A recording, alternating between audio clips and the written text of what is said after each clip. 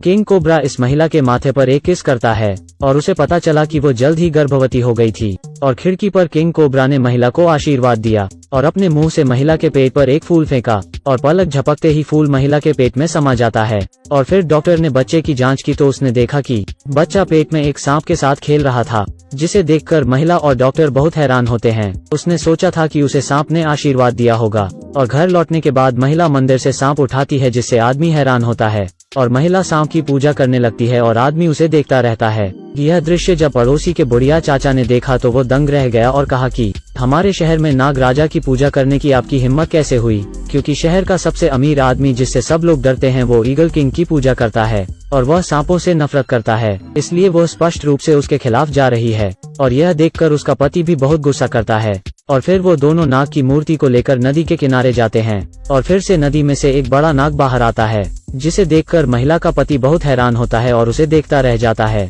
लेकिन अचानक सब गायब हो जाता है और महिला ने अपने पति की अनदेखी का फायदा उठाया और नाग को लपेट लिया। और महिला ने नदी में पत्थर फेंक दिया और पति ने छींटे देखे तो उसे लगा कि पत्नी ने नाग फेंक दिया है, लेकिन महिला उसे चुपके से जमीन में गाड़ देती है और उस छोटे से छेद को फिर से मिट्टी से भर देती है। और सर्प राजा उस आदमी के घर में घोंसला बनाते हैं और इसे देखकर आदमी को बहुत गुस्सा आता है और वो महिला को उस नाग की पूजा करते हुए देख लेता है और बहुत गुस्सा करता है, जिससे महिला भी डर जाती है। और महिला को एक गहरा सबक सिखाने के लिए उसने जादूगरों को विशेष रूप को आमंत्रित किया। आखिरकार सांप राजा के साथ खिलवाड़ करना आसान नहीं है। जादूगर आदमी के घर से सांप भागने के लिए एक बुरी आत्मा को बुलाने के लिए जादू करता है और अंदर सर्प राजा तुरंत खतरे को भांप लेते हैं और एक जोर की दहाड़ के साथ बाहर आते हैं, जिससे बुरी आत्मा वापस चली जाती है। इससे जादूगर भी हैरान होता है, लेकिन जादूगर ने मंत्र जारी रखा और सांप के घोंसले के चारों ओर एक जादू की परत बना दी और सर्प राजा को एक जगह सील कर दिया गया। और जादूगर ने हंसते हुए संगबियाओं से कहा कि सर्प राजा का समाधान हो गया है।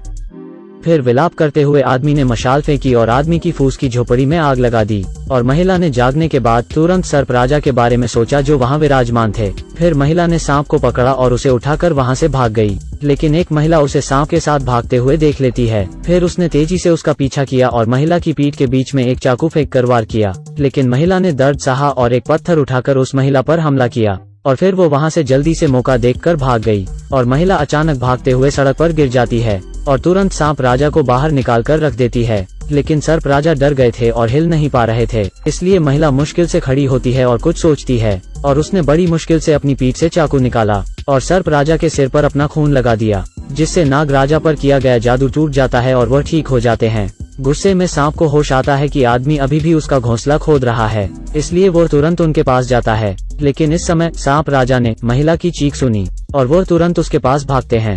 और जब सांप वहां पहुंचा तो उसने पाया कि वो जन्म देने वाली थी, इसलिए वो महिला को बच्चे को जन्म देने में मदद करने के लिए 3 मंत्र बोलती है। लेकिन महिला दर्द से अचानक बेहोश हो जाती है और सांप की ओर गिर जाती है और आदमी की हरकतों से सर्प पूरी तरह से नाराज हो जाता है। लेकिन उसका आने वाला बच्चा भी सर्प राजा के बदले की शुरुआत करेगा।